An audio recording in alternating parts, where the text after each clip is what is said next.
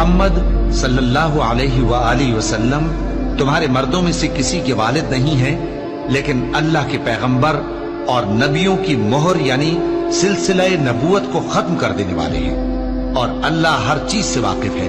اے اہل ایمان، اللہ کا بہت بہت ذکر کیا کرو اور صبح و شام اس کی پاکی بیان کرتے رہو۔ وہی تو ہے جو تم پر رحمت بھیجتا ہے اور اس کے فرشتے بھی، تاکہ تم کو اندھیروں سے نکال کر روشنی کی طرف لے جائے، اور اللہ مومنوں پر مہربان ہے۔